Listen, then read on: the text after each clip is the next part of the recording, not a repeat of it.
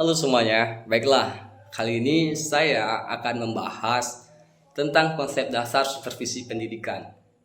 Konsep dasar supervisi pendidikan itu ada 3. Yang pertama, perlunya supervisi. Yang kedua, pengertian supervisi. Dan yang ketiga itu administrasi supervisi.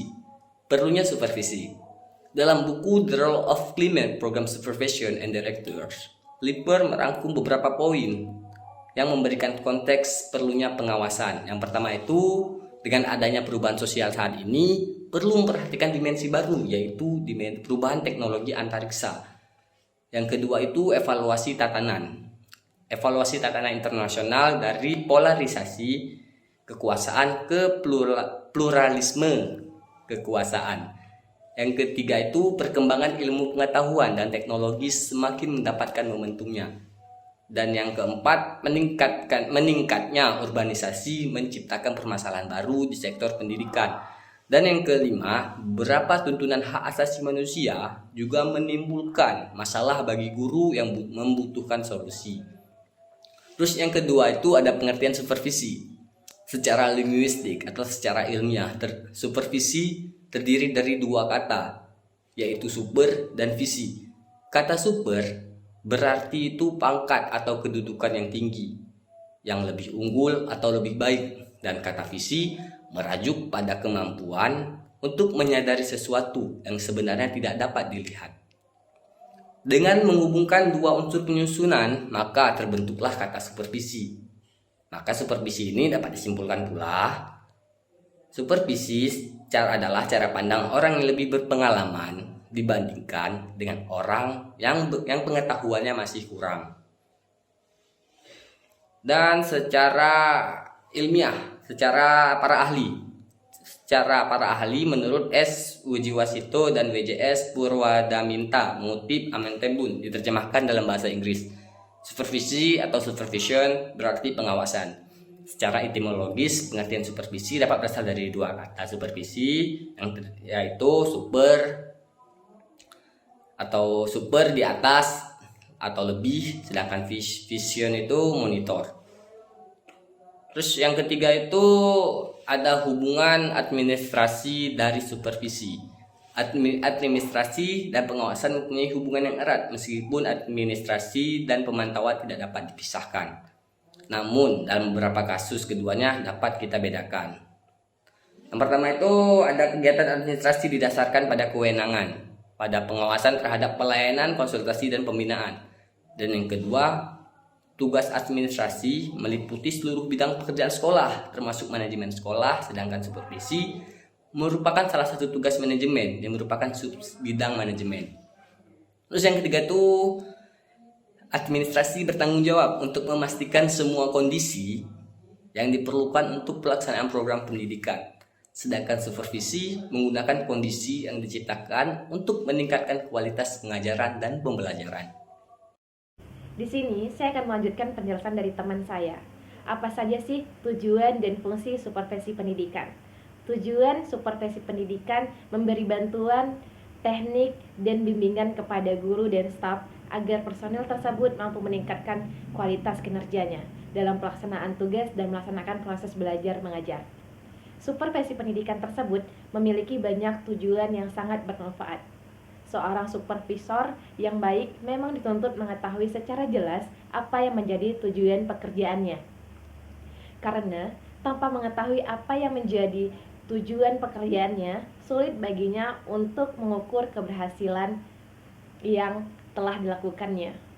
Adapun tujuan khusus supervisi pendidikan tersebut untuk membantu agar tujuan pendidikan berkembang, di mana supervisi pendidikan khusus tersebut bisa membantu guru agar lebih mengerti tujuan pendidikan di sekolah dalam usaha untuk mencapai tujuan pendidikan tersebut. Dan adapun contoh lain, agar guru bisa meningkatkan kemampuan penampilan di muka kelas. Maksudnya adalah bagaimana cara guru menyampaikan pembelajaran agar pembelajaran tersebut mudah untuk siswa pahami, dan guru juga harus berinteraksi dengan baik. Adapun fungsi supervisi pendidikan adalah untuk mengkoordinasi semua usaha sekolah meliputi seluruh pemegang peranan dalam organisasi sekolah, memperluas pengalaman melalui saling memberi kritik yang konstruktif dari kepala sekolah kepada para guru, dan agar mengetahui sejauh mana sih pelaksanaan pendidikan yang dilakukan oleh guru. Karena supervisi dilakukan secara langsung turun ke dalam kelas. Supervisi pendidikan bersifat universal kepada seluruh tenaga pendidik, dan fungsi dan tujuan supervisi pendidikan sangat erat kaitannya. Keduanya dapat diibaratkan seperti mata rantai. Tujuan memberikan gambaran tentang apa yang harus dicapai, sedangkan fungsi menunjukkan apa yang harus dilakukan. Pencapaian tujuan supervisi tergantung dengan fungsi tidaknya supervisi pendidikan itu di sekolah. Di sini saya akan melanjutkan menjelaskan tentang teknik-teknik supervisi pendidikan. 1. Teknik yang bersifat individual. A. Perkunjungan ke kelas. Pengertiannya, seorang pembina atau kepala sekolah datang ke kelas di mana guru sedang mengajar. Tujuannya adalah untuk membantu guru memecahkan kesulitan mereka. Dalam kunjungan kelas, yang diprioritaskan adalah mengkaji sifat dan kualitas pembelajaran anak serta cara guru membimbing siswanya. Karena hakikat pembelajaran dan melakukan tinjauan, pembelajaran sering disebut dengan observasi kelas. Jenis-jenis perkunjungan kelas. 1. Perkunjungan tanpa diberitahukan sebelumnya. 2. Perkunjungan dengan memberitahukan. 3. Perkunjungan atas dasar undangan guru. 4. Persiapan ini terutama dari pihak orang yang akan mengadakan perkunjungan. Teknik yang bersifat kelompok. A. Pertemuan orientasi bagi guru baru. Pertemuan ini ialah salah satu daripada pertemuan yang bertujuan khusus mengantar guru-guru untuk memasuki suasana kerja yang baru. B. Panitia penyelenggara. Biasanya Anda harus mengadakan kegiatan bersama. Ini disebutkan beberapa orang yang bertanggung jawab terhadap organisasi tersebut yang disebut penyelenggara. C. Waktu dan tempat rapat. Dalam mengadakan suatu rapat, persoalan waktu dan tempat mempunyai pengaruh yang besar terhadap sukses tidaknya rapat tersebut. Kepala sekolah atau wali sekolah sebagai pemrakarsa pertemuan harus memperhatikan berbagai aspek dan menentukan waktu dan tempat sedemikian rupa sehingga para guru dapat berpartisipasi. Rapat guru. Macam-macam rapat guru. Menurut tingkatannya, 1. Staff meeting, yaitu rapat guru dalam satu sekolah yang dihadiri oleh seluruh atau sebagian guru di sekolah tersebut. Yang kedua, rapat guru-guru bersama dengan orang tua murid dan murid-murid atau wakilnya. 3. Rapat guru sekota, sewilayah, serayan dari sekolah-sekolah yang sejenis atau setingkat. 4. Rapat guru-guru dari beberapa sekolah yang bertetangga. 5. Rapat antar kepala sekolah. 6. Rapat permulaan akhir tahun. 7. Rapat periodik. Rapat yang bersifat insidental. Halo teman-teman, saya akan menjelaskan tentang prosedur kegiatan supervisi pengajaran atau pelayanan profesional guru. Secara keseluruhan, menurut Mahfifai, prosedur supervisi pendidikan dapat dijabarkan sebagai berikut. Pertama, pengumpulan data. Dalam pengumpulan data, pengawas harus mengumpulkan data tentang keseluruhan situasi belajar mengajar, siswa, guru, program, alat, fasilitas, dan situasi. Kita dapat menggunakan metode atau teknik untuk mengumpulkan data dengan mengamati atau mengunjungi ruangan kelas, bertemu langsung, mempelajari laporan dokumen, dan menyebarkan survei. Kedua, penyimpulan atau penilaian. Proses penilaian harus memperhatikan kinerja siswa, guru, serta faktor pendukung dan penghambat dalam proses belajar mengajar.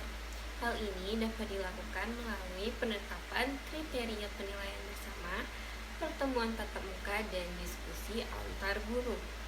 Dalam proses supervisi ini dapat dianalisis kesenjangan dan kelemahannya dari segi kepribadian guru di depan kelas, penguasaan mata pelajaran, penguasaan metode, hubungan staf dengan administrasi kelas dalam penyelenggaraan rapat pribadi, rapat staf, dan lain-lain.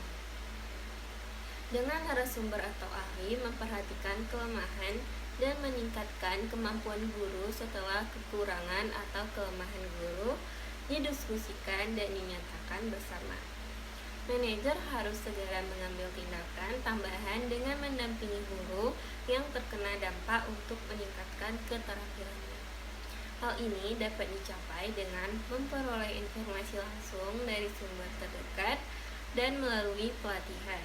Guru-guru ini juga dapat diikutsertakan dalam program kunjungan kelas atau lintas sekolah untuk menunjukkan bagaimana guru mengajar di kelas atau sekolah lainnya.